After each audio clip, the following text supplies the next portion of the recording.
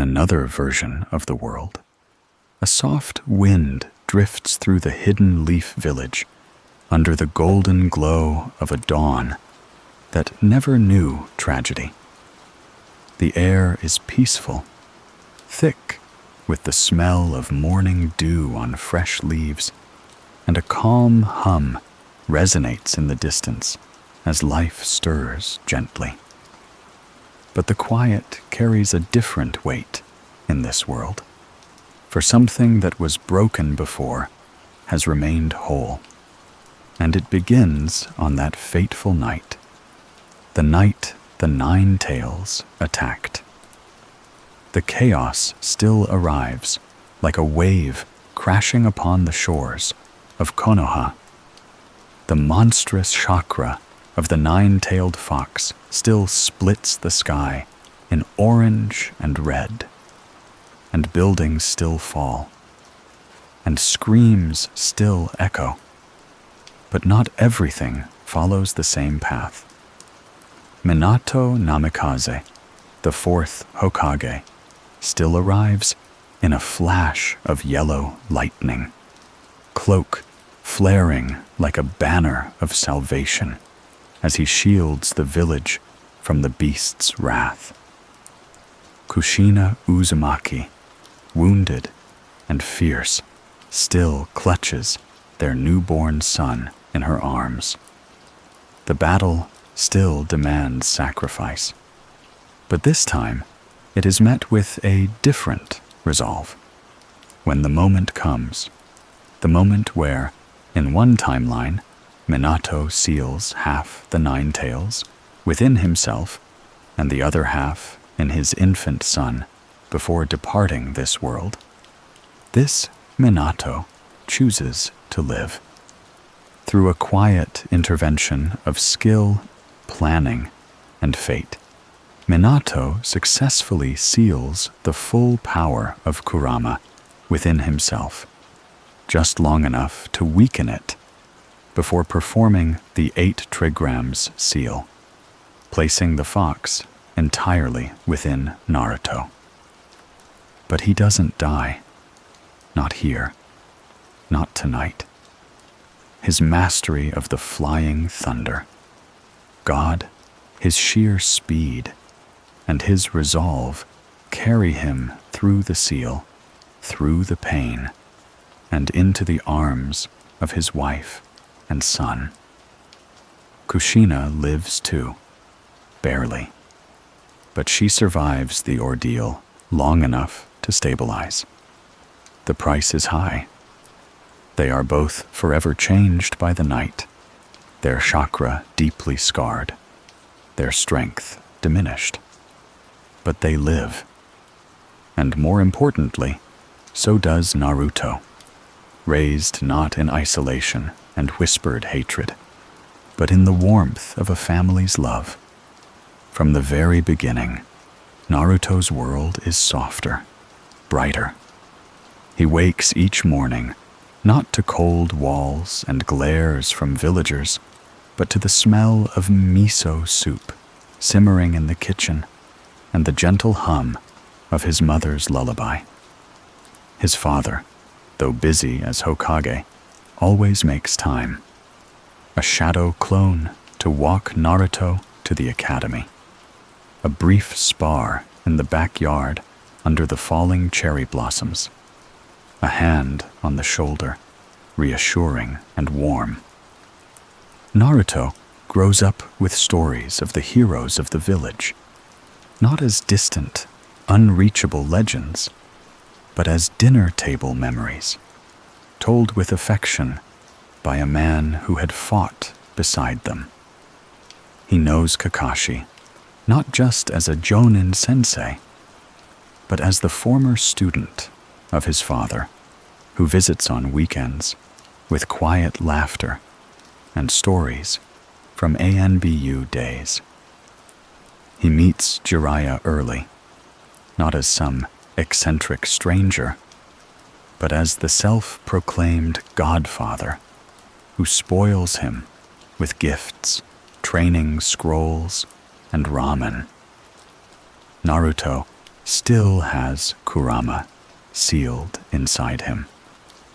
That does not change. The beast's presence simmers in his chakra, felt more in his dreams than in his waking life.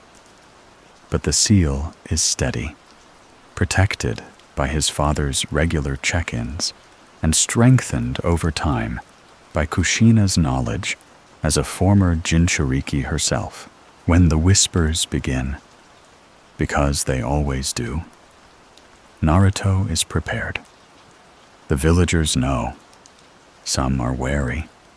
Some still remember the destruction of the Nine Tails. But they also see the fourth walking with his son, smiling with pride. They see the Uzumaki woman with fire in her eyes stand up for him in the streets. And slowly, grudgingly, they soften. Naruto is still loud, still brash, still dreams of being Hokage. But his fire is no longer fueled by desperation. It is fueled by inspiration, by a desire to live up to the legacy he sees every day at his kitchen table. At the academy, he is still mischievous, still a magnet for trouble, but also surprisingly talented. Minato's guidance, Kushina's rigorous discipline, and the occasional mentoring from Jiraiya or Kakashi shape him into a young shinobi with purpose. He's not a prodigy like Sasuke, but he's not the underdog either. He learns the basics faster, grasps chakra control earlier, and shows a natural talent for sealing techniques, courtesy of his mother's teachings. The rivalry with Sasuke still exists, but it's different. Less bitterness, more competition. They push each other, challenging one another in training, arguing during missions, but always growing. Sakura still finds herself caught in between, exasperated by their antics, but never left behind, because Naruto, in this world, never lets anyone feel alone. When Team 7 forms, Kakashi sees something in Naruto that wasn't there in the timeline he remembers. Not just drive, but stability. A deep well of patience learned from watching a Hokage father balance duty and family. Naruto still speaks of protecting his friends with the same conviction, but it carries the weight of understanding, not just raw emotion. Their first missions pass with more ease. The Land of Waves arc still challenges them, still breaks their naive perception of shinobi life. But Naruto, bolstered by years of steady training and emotional support, faces Zabuza and Haku with deeper clarity. He mourns Haku not with confusion, but with solemn respect. He argues with Kakashi about the grayness of ninja morality, having already heard such debates at his father's side during council meetings.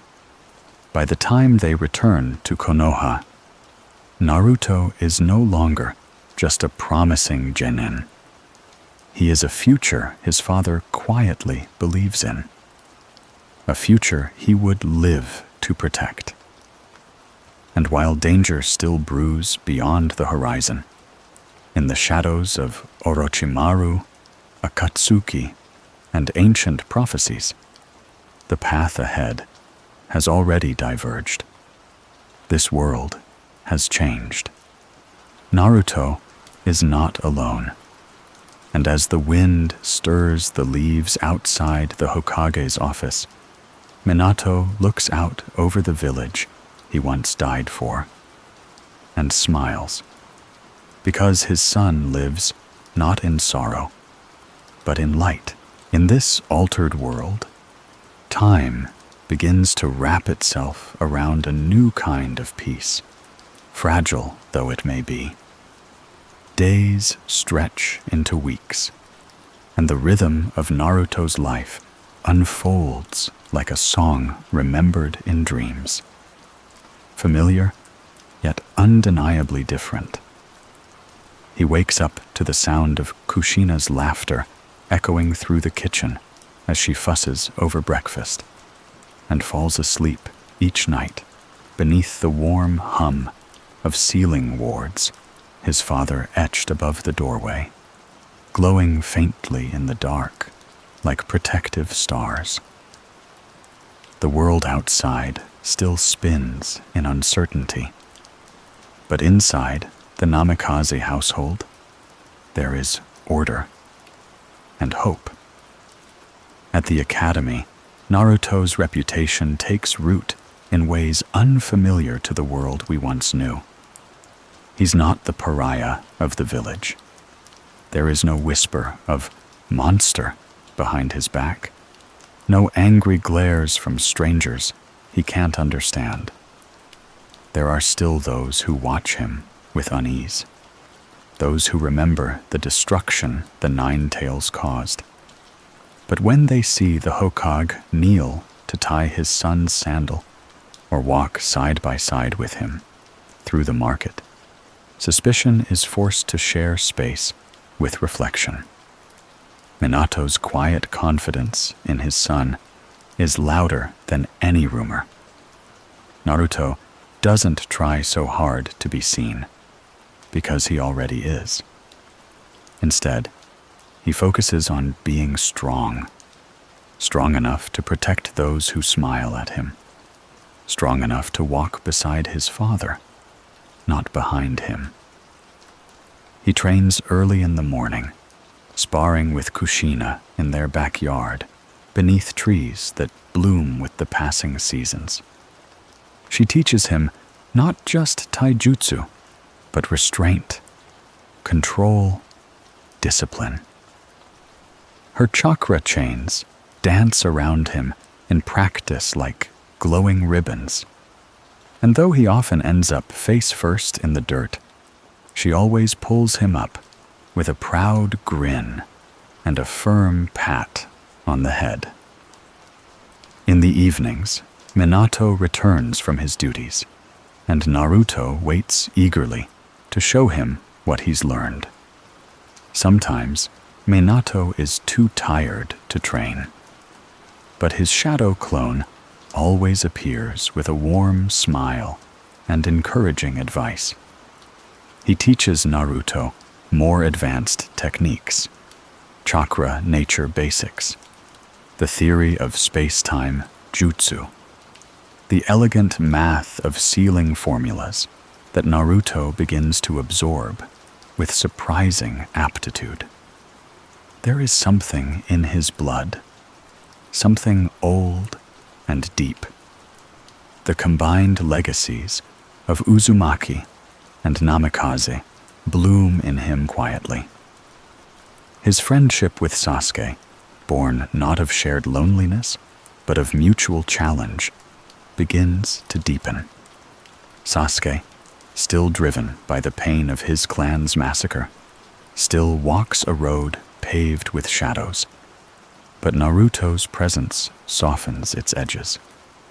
He's someone Sasuke can't ignore, a rival with power, yes, but also with warmth.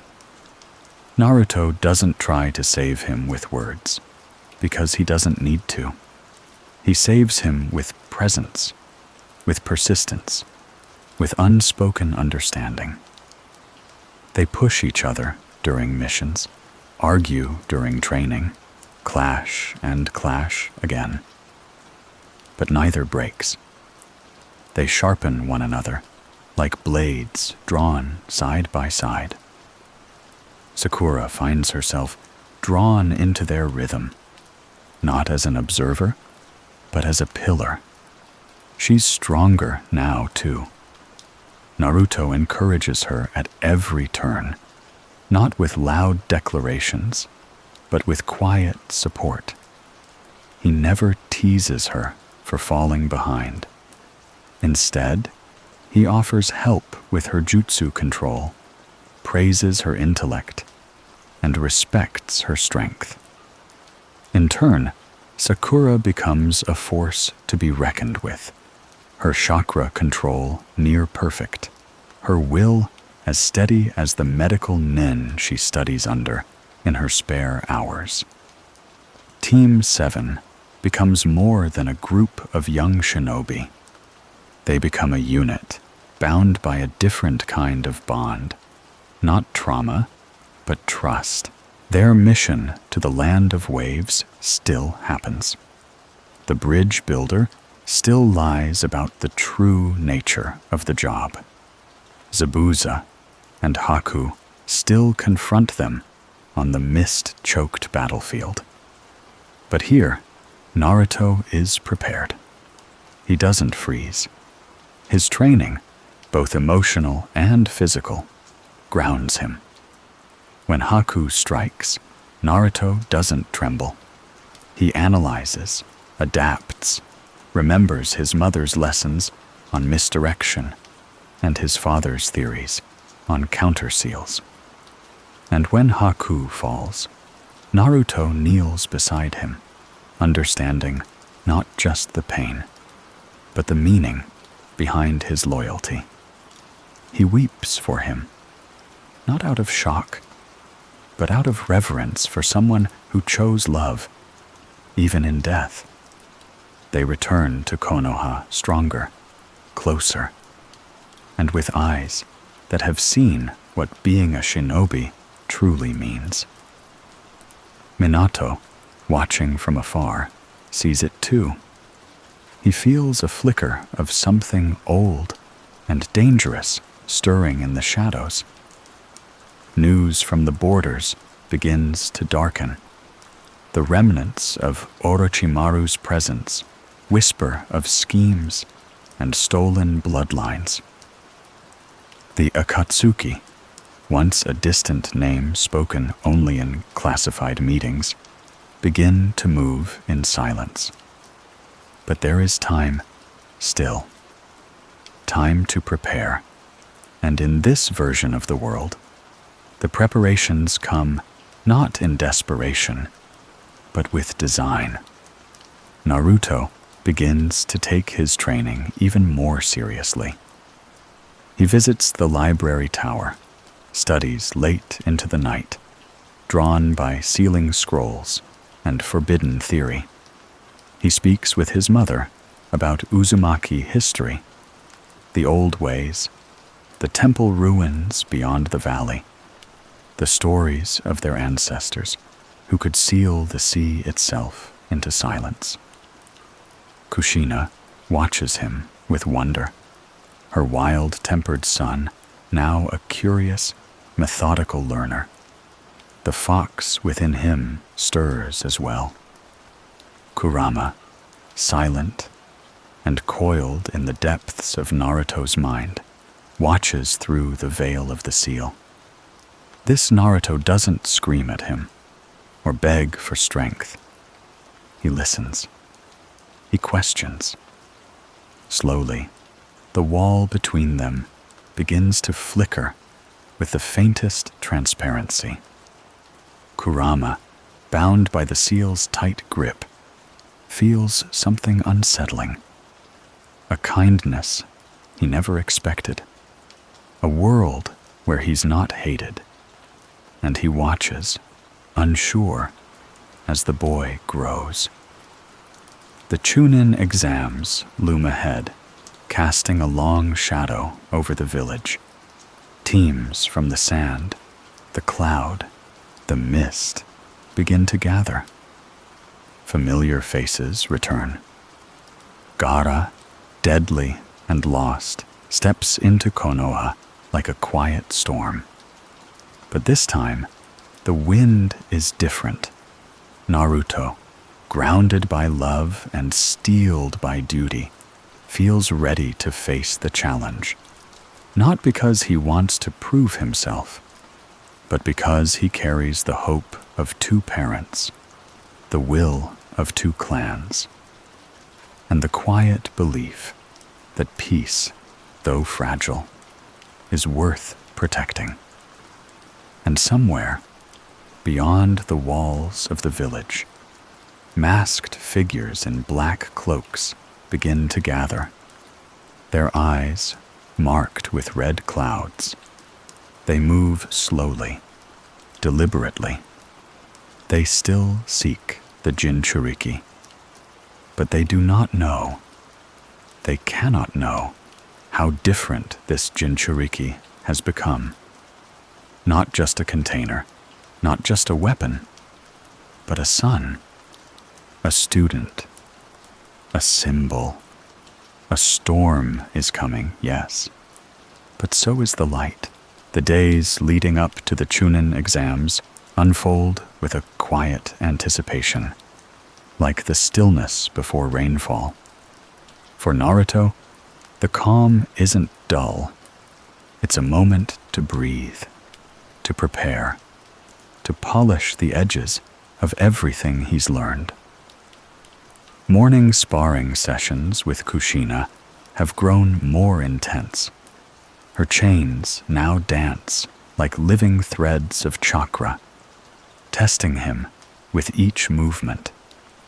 His footwork has improved, his chakra control more refined. Minato observes his growth from a distance, rarely intervening, offering only a few words of advice with the weight of worlds behind them. "Don't just react," he says one evening as they sit on the veranda, sipping tea. "Anticipate. Think 3 steps ahead, like you're playing shogi with time." Naruto nods, absorbing the thought like sunlight. Strategy has become second nature. His mind, once impulsive and reckless, now works like a slow-burning flame, steady, controlled, and impossible to put out. The Chunin exams arrive with ceremonial gravity. Genshin teams from across the elemental nations file through Konoha's gates. The village hums with tension and possibility. Among the most notable arrivals is the team from the hidden sand. Tamari, Kankuro, and the one who walks in silence. Gaara, with eyes like old war, and a presence that makes even Jonin pause. He watches everything, but Naruto feels it especially.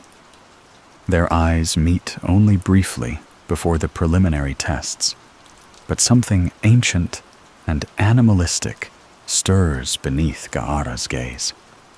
In this world, Naruto doesn't shrink from it. He stands tall, not because he seeks conflict, but because he is no longer small. The first phase of the exams, the written test, would have once been a comical disaster. But this Naruto, tutored by 2 of the Leaf's finest, versed in deception and misdirection, understands the game behind the paper. He doesn't know every answer, but he knows how to read the room, how to cheat subtly, how to work through puzzles under pressure. When Ibiki Morino scans the room with those cold interrogator eyes, Naruto doesn't flinch. He finishes the test without fanfare, quiet in confidence. Then comes the forest of death. It's here that things begin to turn. The forest breathes with menace. It's not just about scrolls or survival. It's a crucible. Orochimaru slithers in the underbrush, his pale hunger licking at the edges of fate. But in this version of the story, Team 7 is different, stronger, tighter. They don't fracture under pressure, they solidify. Naruto's senses are sharp. Kushina's instincts and Minato's analytical training converge in him, and he picks up on the strange chakra fluctuations even before Orochimaru makes his move. When the Sannin attacks, Naruto reacts with precision, not panic. He doesn't rush forward blindly. He pivots, sets traps, uses clones, not as distractions, but as instruments. Sasuke, recognizing the threat, joins him in a kind of unspoken choreography. They fight together with a synchronicity that startles even their enemy. But Orochimaru is still Orochimaru, a serpent coiled in the shadows of the world, and far too powerful for Genin. He wounds them, tests them, plays with them. He brands Sasuke with the cursed seal, but not before Naruto lands a Rasengan to the side of his face, an incomplete one, raw and untamed, but powerful enough to make Orochimaru smile with amusement as he disappears. Team 7 survives the encounter, battered but unbroken. Sakura stands over her teammates that night, chakra trembling in her fists, resolve etched into her breath. She watches over them with more than loyalty, with fierce, protective purpose. In this world, she does not hesitate. She becomes their anchor. The battle leaves marks deeper than bruises. Sasuke wrestles with the seal in silence. The power it offers, the pain it carries. It drags at his soul like chains in water. But this time, he's not alone. Naruto doesn't give speeches. He simply stays. When Sasuke trembles with fever, Naruto is there. When the cursed seal burns through his skin, Minato arrives quietly, rests his hand on his shoulder, and begins the delicate process of containment. "I won't let you be devoured," the Fourth Hokage tells him gently. "You are not your curse." And somehow, in the quiet that follows, Sasuke believes him. The preliminaries come, matches etched in stone. One by one, Chunin step into the arena and reveal what they've become. When Naruto fights Kiba, it is not a struggle. He reads Kiba's tactics like an open scroll, counters with precision, and wins without humiliation. He is not flashy. He is efficient. When Sasuke fights, he does so with a kind of clinical anger, precise and chilling. Sakura, too, proves herself, holding her ground with tactical discipline rather than raw power. She doesn't win her match, but she earns the respect of those watching. And then there is Gaara. His match is violent, sudden. A genin reduced to blood and sand in seconds. The horror of it presses in on the crowd like a storm front.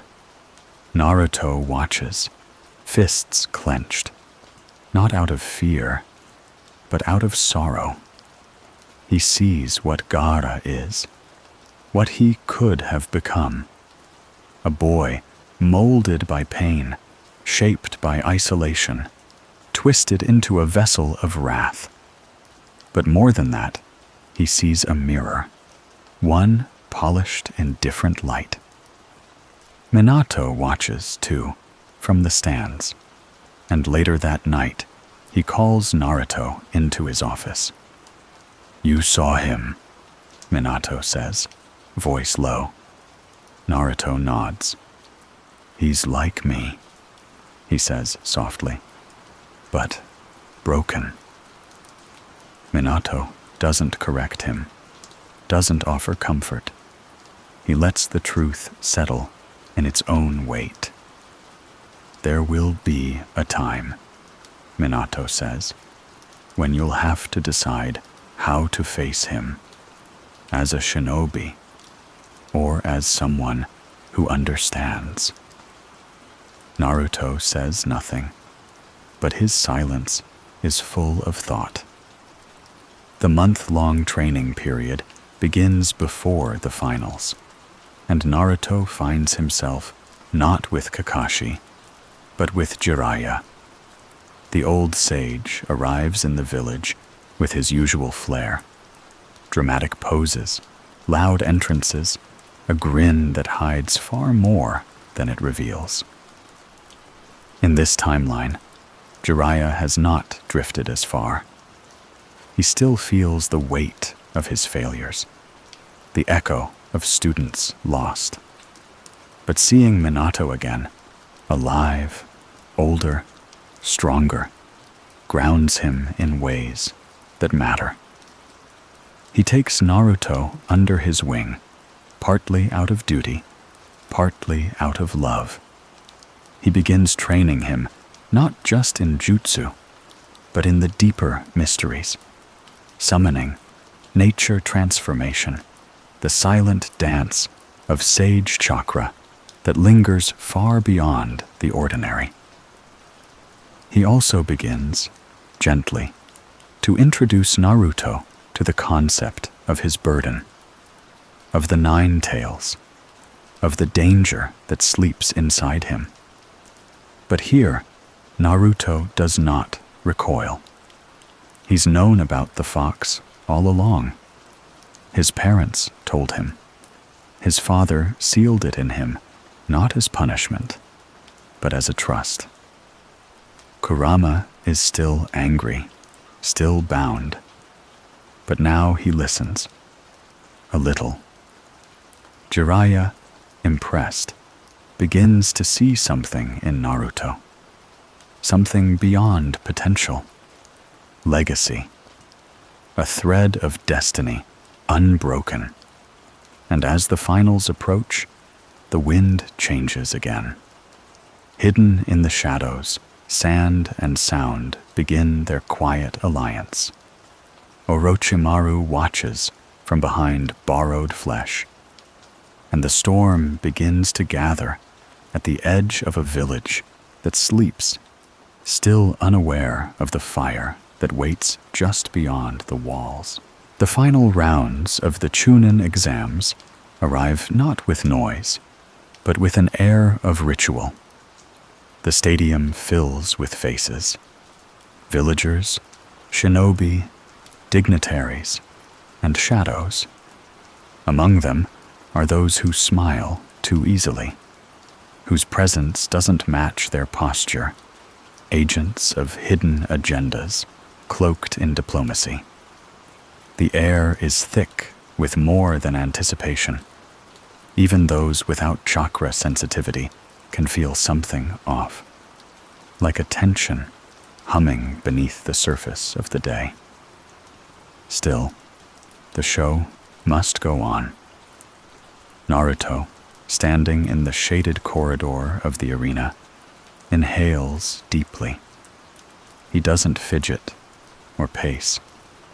His training has left him balanced, and Jiraiya's words echo like a steady drumbeat in his mind. Stay calm. Don't fight the moment. Let it come to you. He opens and closes his hands slowly, centering himself not just as a fighter, but as someone who carries expectations, his family's, his teachers', his own. The matchups have been announced. Gaara waits for him on the roster, though not immediately. First come the others, familiar names, familiar fights, but each one changed slightly by the subtle ripples of this different world. Sasuke's match is anticipated, and he arrives late, just as in the original tale, but not because of recklessness. His lateness is tactical. Kakashi and Minato worked together this time to push him harder, to prepare him beyond raw talent. And when he steps into the arena, he carries the composure of someone who's finally accepted the idea of teamwork, even if his pride still casts a long shadow. When Sasuke unleashes Chidori, there's a difference, not just in technique, but in control. The crowd murmurs. He doesn't use it to kill. He uses it to demonstrate precision, a strike that cuts the air like lightning, but stops inches before contact. The crowd gasps anyway.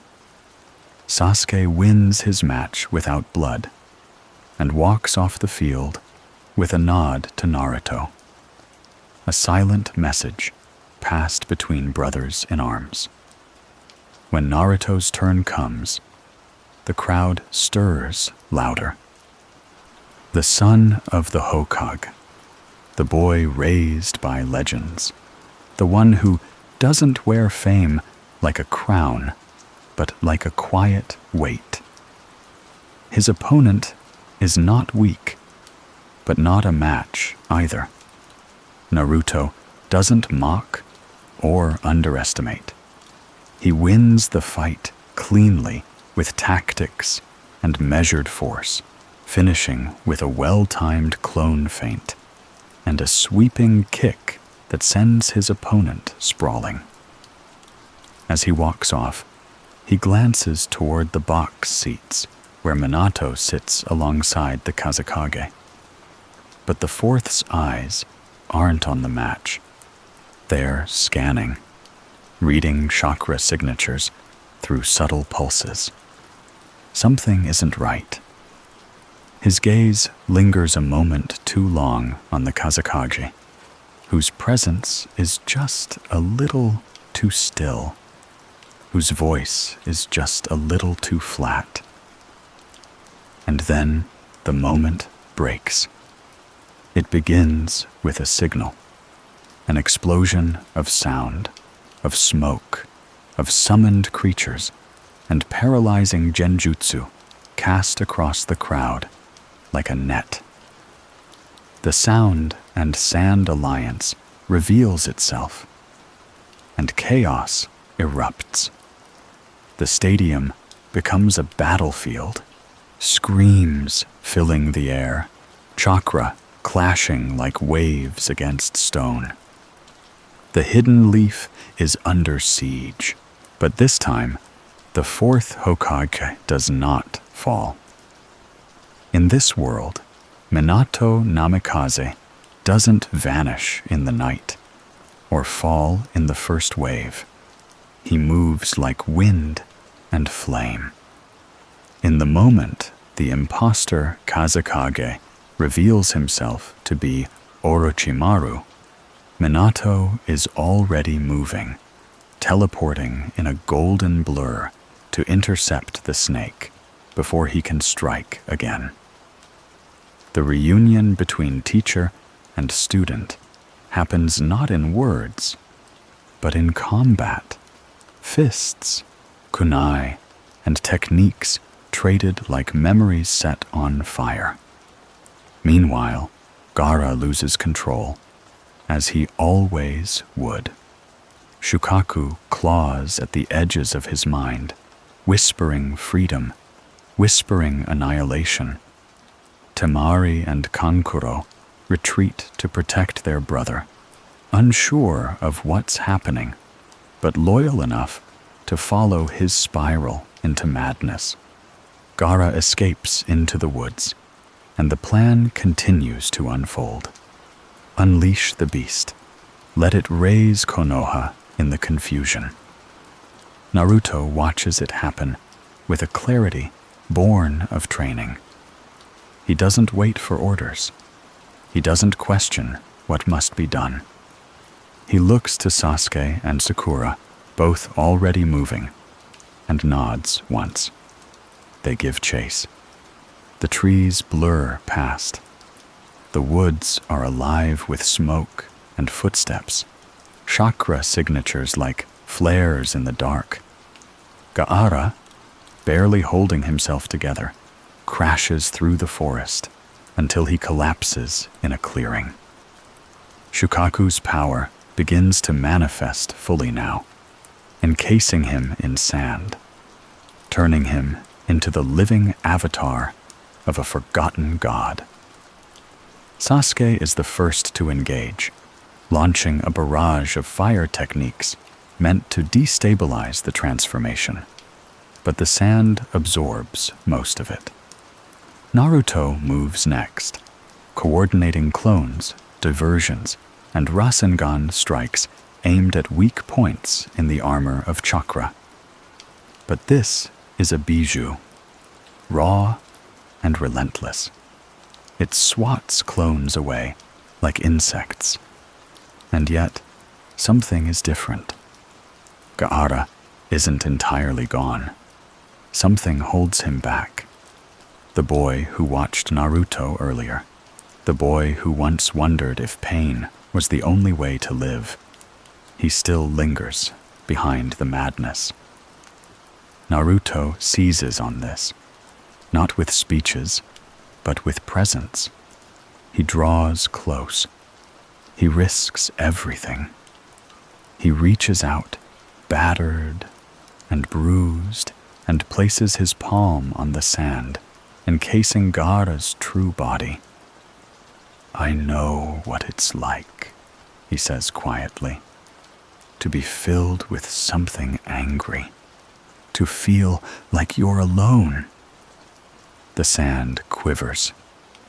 Your pain doesn't have to own you.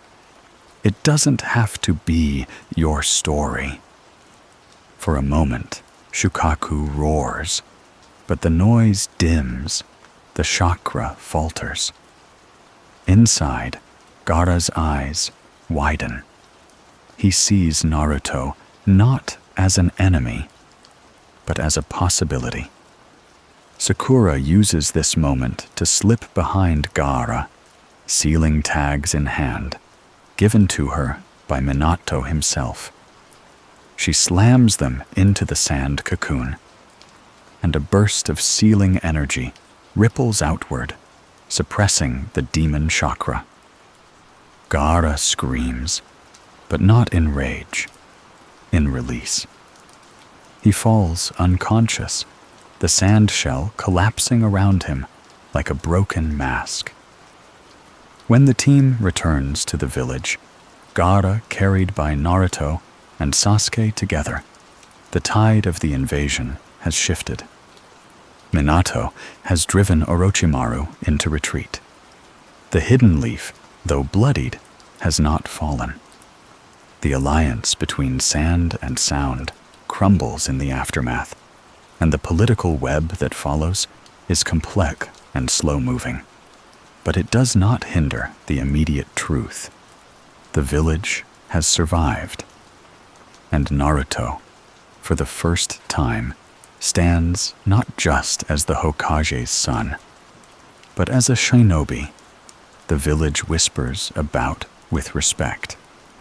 Not loud celebration, but quiet acknowledgement that maybe, just maybe, he's more than a legacy. Maybe he's becoming something of his own. In the weeks following the failed invasion, Konoha breathes, but the breaths are cautious. The village is not unscathed. Buildings lie broken, some lives lost. But the heart of the leaf still beats. Repairs begin immediately, not just of stone and wood, but of trust. Bonds between nations shift like tectonic plates, and from the cracks come both danger and opportunity. Minato stands at the center of it all. As Hokage, His days are long, filled with negotiations, defenses, and decisions. But at night, when the moon quiets the world, he walks the halls of his home with soft footsteps, checking on his son, who now sleeps more deeply than he once did. The boy who used to toss and turn, to whisper in his sleep, now rests with an ease that comes from knowing he has done something that mattered.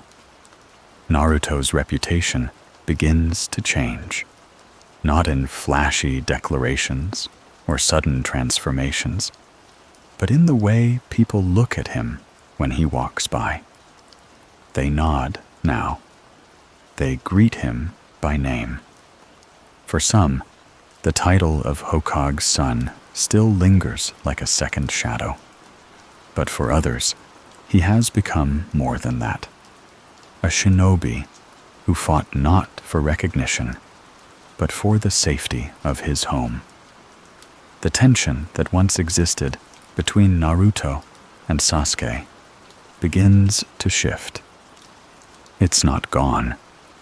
Rivalry never disappears between those who burn with purpose. But there is respect now, quiet and mutual. They train together more often, no longer simply to prove who is stronger, but to sharpen each other like blades on a whetstone. And beneath that sharpening lies an unspoken truth. The world is changing faster than either of them expected. Jiraiya, ever the wanderer, prepares to leave again, but this time with purpose. There are rumors of Akatsuki, an organization cloaked in mystery, hunting the tailed beasts one by one. Minato knows them well, or rather he knows the danger they represent. In this world, with Naruto under his roof and Kurama sealed but watched closely, the stakes shift. The threat is real, not in theory, but in motion. Jiraiya offers Naruto a choice: to leave the village with him and train, to prepare for the growing storm. But Naruto hesitates.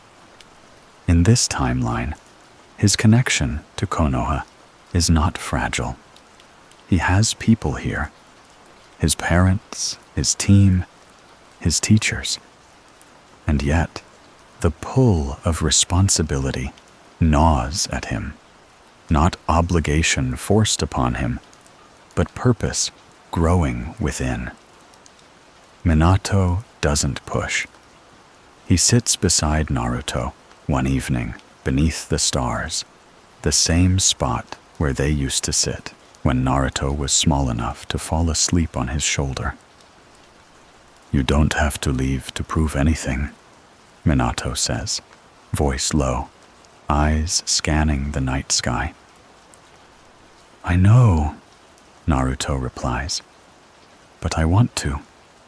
I feel like I need to become someone who can protect more than just the village, someone who can protect the world, if I have to." Minato smiles then, not proudly, but gently. He doesn't say it, but he thinks it. He's already more than I ever dreamed. So Naruto leaves, not in exile, not in loneliness, but in growth. Sakura stays behind, continuing her training under Tsunade, who Minato has invited back to serve as a medic leader. Sasuke lingers too, torn between ambition and connection, haunted still by the shadow of his brother, Itachi. But he watches Naruto go, and he doesn't feel envy. He feels urgency. With Jiraiya, Naruto travels across the continent, through ruined temples and forgotten strongholds, through lands touched by war and places where chakra flows like water. He learns more than just techniques. He learns patience. He learns the subtleties of sage training, the discipline required to commune with nature. Mount Mayoboku calls to him, not with words, but with instinct. He answers. And during a quiet season in the mountains, Naruto learns to still his mind, to balance Kurama's energy with his own. It is not as violent a meeting as it once was. Kurama, in this world, has not spent years festering in a boy's loneliness. He has seen the bonds Naruto has built, and though distrust remains, it's not hatred, it's wariness. Their connection deepens slowly. Naruto visits the seal often, sitting before the cage not to argue, but to speak. He listens more than he talks, and eventually Kurama speaks back, not in threats, but in truths. "You're different than him," Kurama says once.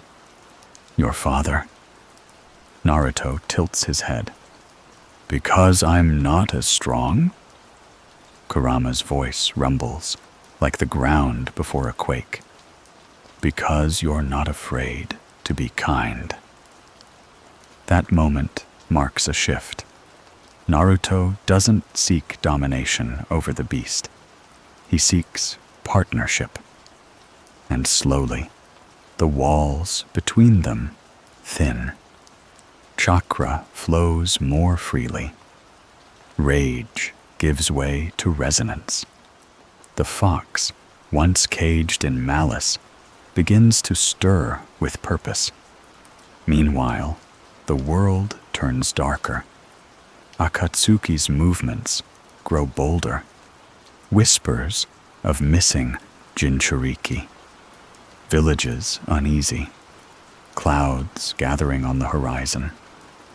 And from time to time, messages reach Naruto and Jiraiya. Letters from Minato, always brief but meaningful. "Be ready. We're watching. You're not alone." 2 years pass.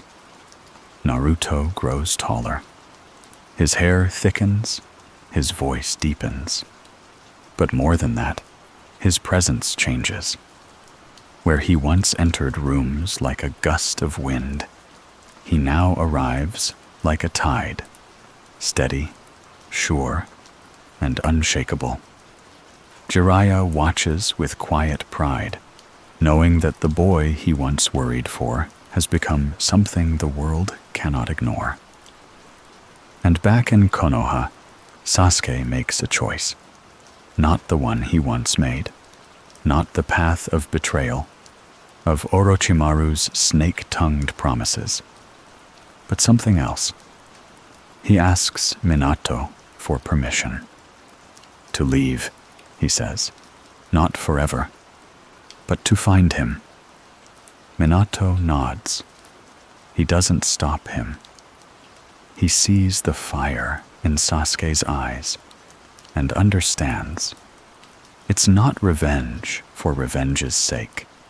It's a boy trying to find a way to close the wounds his brother left behind. The story unfolds. Threads begin to cross again. Naruto's training nears its peak. Sasuke begins his journey. Akatsuki stirs in the shadows. And Konoha, rebuilt stronger than before, stands at the center of it all. Waiting and ready. Years pass like falling leaves, slow at first, then all at once. and by the time Naruto returns to the hidden leaf, it is not as the loud-mouthed boy chasing recognition, but as a young man who carries the sky behind his eyes and the weight of purpose in his steps. The gates of Konoha, tall and unwavering, recognize him not through speech, but through silence. The guards see his face and bow, not out of formality, but out of quiet reverence. Word spreads like warm wind through the village. The Hokage's son has returned. Minato is waiting. He stands outside the Hokage's office, looking just as he always did, yet a little more lined around the eyes, a little slower in his movements. But when Naruto appears, Minato moves forward with a swiftness that belongs to a father, not a leader. No words are exchanged for a while, just the solid sound of an embrace that holds more meaning than any phrase ever could. Time does not erase the bond between them. If anything, time has strengthened it. Naruto's return is not merely a homecoming. It's the beginning of a new phase in Konoha's history.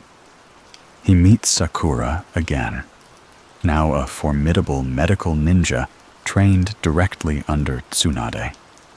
Her hands, once unsure and trembling, now carry the ability to save lives with a single strike or stitch. They share stories, laughs, and glances filled with unspoken gratitude for the paths they have walked. Sasuke, too, returns, though not in step with Naruto, but closely after. He carries new scars and deeper eyes, touched by the truths he's uncovered. His pursuit of Itachi did not end in revenge, but in understanding. In this world, Sasuke did not fall into the clutches of darkness because there was always a hand reaching toward him, always someone watching over him, not in judgment, but in patience. He faced his brother, not with blind rage, but with tempered strength. Their battle still happened, silent and savage, but it was not the end. When the dust settled, Sasuke found clarity, and Itachi found peace. Back in Konoha, the team reforms, not just in duty, but in heart.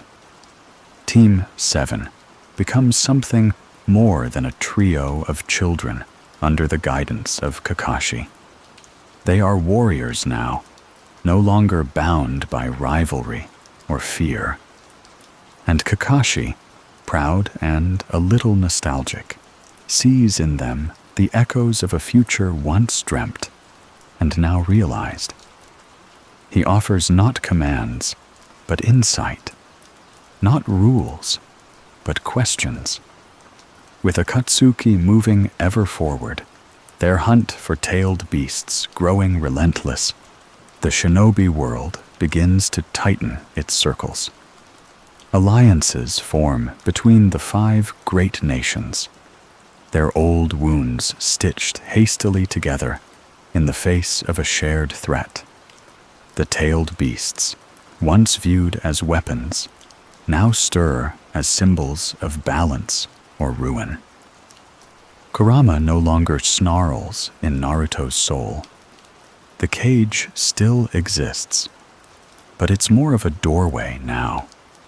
Their chakra no longer wrestles like opposing waves, but interweaves like fire and wind.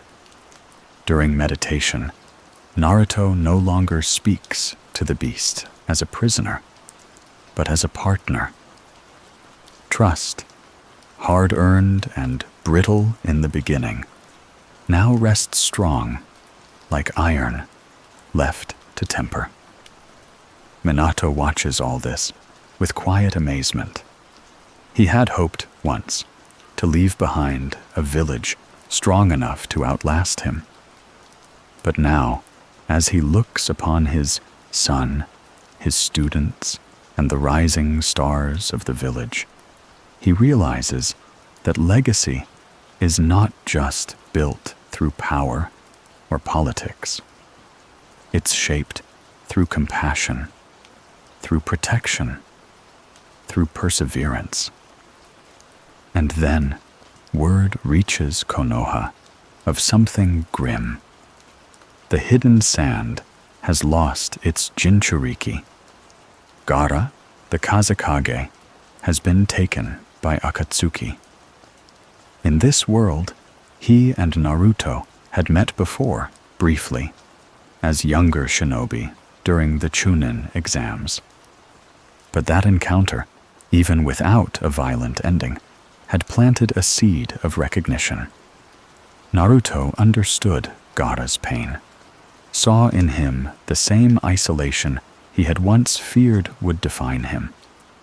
And now, knowing Gaara has chosen a path of leadership and peace only to be hunted, Naruto's resolve sharpens. The mission to retrieve Gaara becomes a joint operation between Konoha and Tsunagakure. Team 7 leads the charge, with Kakashi at their side, and Minato watching from the village, knowing he could not protect every piece of the world, but trusting that his son could. The confrontation with Akatsuki is not clean. It is a battlefield of ideologies as much as blades. Daedara and Sasori, cruel and calculating, seek to extract not just the tailed beast, but to dismantle the very idea of balance. The battle that ensues is one of shifting ground and flaming skies. Sakura proves her strength, facing Sasori with unwavering poise.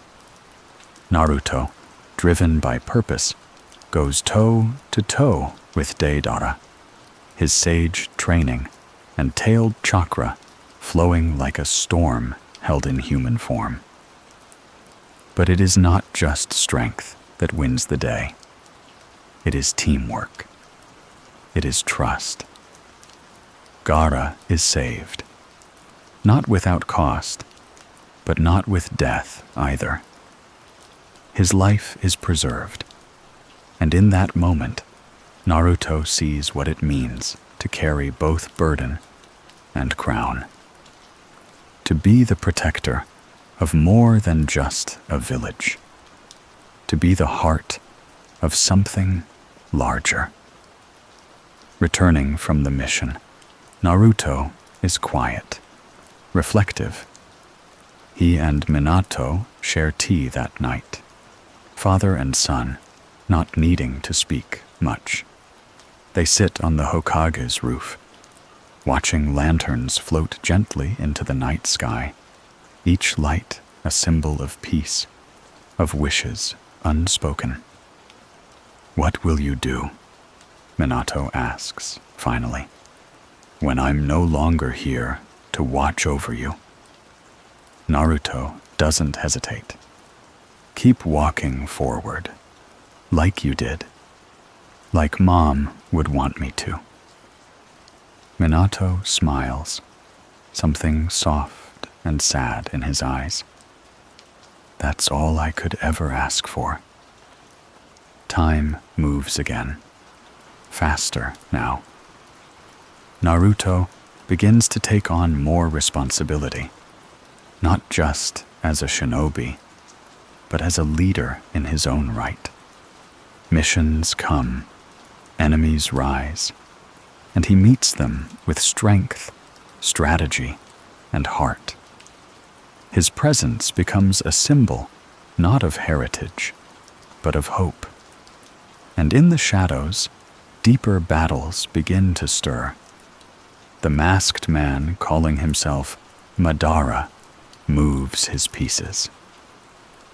Obito, hiding behind the veil of vengeance, watches with growing frustration as Naruto unites what he had hoped to divide. Pain, the puppet leader of Akatsuki, begins to question the resolve of those who fight not for domination, but for peace.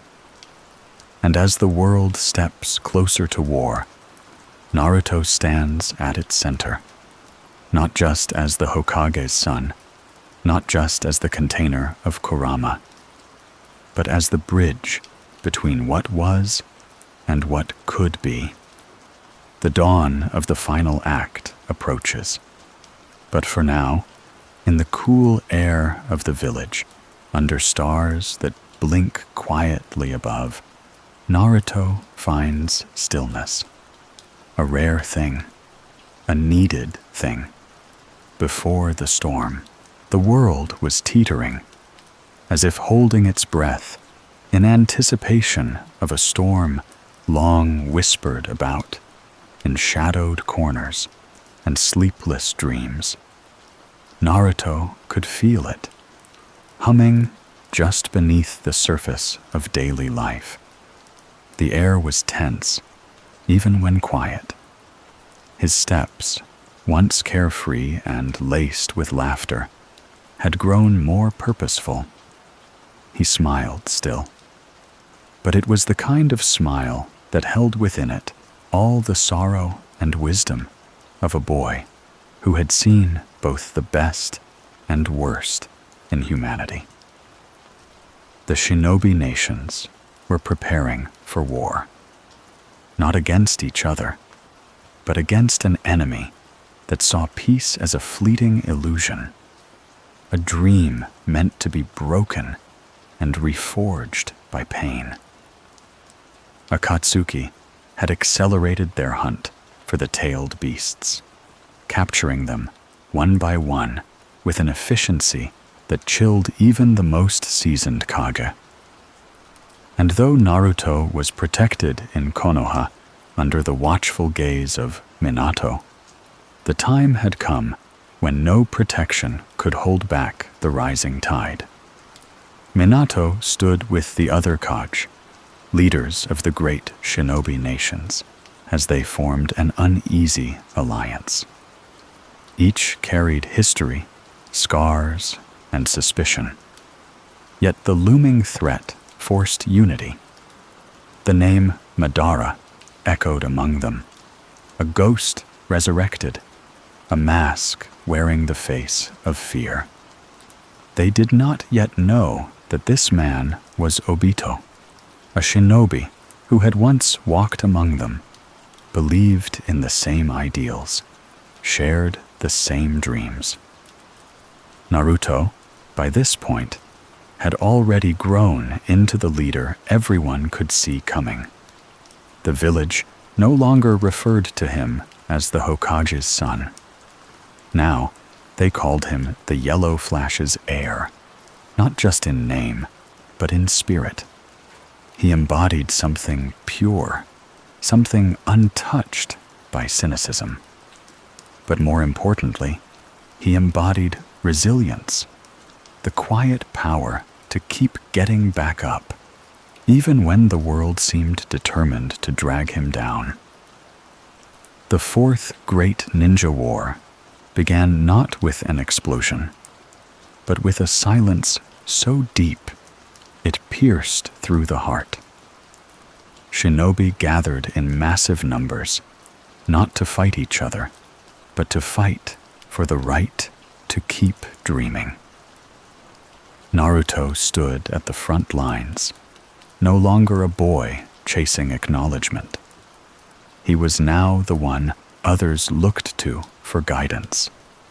Even the veterans, those who had seen blood and betrayal, those who once dismissed him, nodded with quiet reverence when he passed.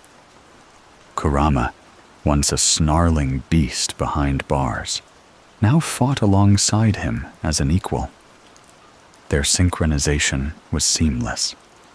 It wasn't power Naruto had mastered, but harmony, balance between light and shadow, rage and peace. Each time he entered sage mode or drew on Kurama's chakra, it was not with struggle, but with grace. The battlefield was a maelstrom of ideology, of chakra, of memories colliding.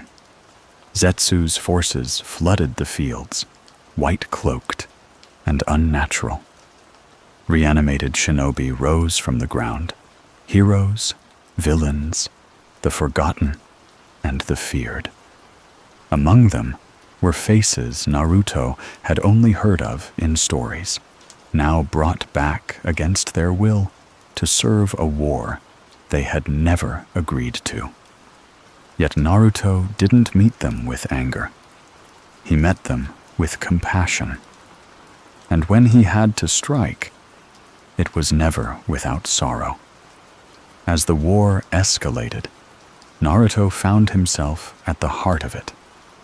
Minato reanimated himself through Orochimaru's desperate gamble to strengthen the allied shinobi forces, stood at his son's side, golden hair flowing beside Naruto's own. The reunion was different this time, not one of joy, but of purpose. Father and son fought as equals, backs facing each other in battle, a symbol of the bridge between generations. And then came the true confrontation. Obito revealed himself at last. The mask cracked, not from force, but from truth. And behind it was not a monster, but a broken boy who had once believed in the same village he now sought to drown in despair. Naruto looked into Obito's eyes and did not see an enemy.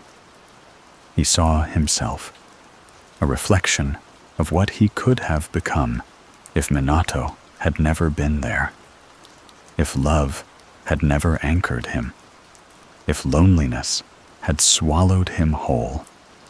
Their battle was fierce, yes, but more than fists and jutsu, it was a war of wills. Obito tried to bury Naruto in doubt. He spoke of the futility of peace, the inevitability of hatred, the curse of the shinobi world. But Naruto, steady, grounded, and shining with the quiet fire of hope, stood tall. He didn't argue. He simply believed. And that belief was enough to shake even Obito. The climax arrived with the manifestation of the 10 Tails, a grotesque fusion of chaos and despair. Naruto and Sasuke, standing side by side, fought as the reincarnations of Ashura and Indra. Their bond, once frayed and torn, had been reforged through countless battles, through understanding. They didn't need to speak. Every strike, every counter, was a conversation between souls that had finally learned to listen. Naruto's Rasen Shuriken lit the sky like a second sun. Kurama's chakra cloaked him in gold. With every move, he defied fate. And when the final blow was struck, it was not through hate, but through hope. Kaguya, resurrected and monstrous, fell not because of strength alone, but because Naruto never gave up on the light. The war ended not in cheers, but in silence. A silence that comes after a long storm, when all that remains is the sound of breathing and the whisper of wind over broken earth. Minato returned to the afterlife, not in sorrow, but in peace. He had seen his son rise. He had seen the boy he once held in trembling arms become a man who held the world together. As he faded, he left behind no regrets, only pride. Back in Konoha, Naruto did not immediately take the Hokage's seat. He walked the village day by day, helping rebuild. He laughed with children, trained with students, mended fences, literal and metaphorical. And when the time came, and the robe was placed over his shoulders, he wore it not as a title, but as a responsibility. Naruto Uzumaki, the seventh Hokage, born of love, forged in hope, and raised not by tragedy, but by a father's hand, stood atop the village as the embodiment of everything the shinobi world had once dreamed it could be. And somewhere, in the gentle sway of the leaves, a whisper lingered, a whisper of Kushina's laughter, a whisper of Minato's final words, a whisper that said, "Well done."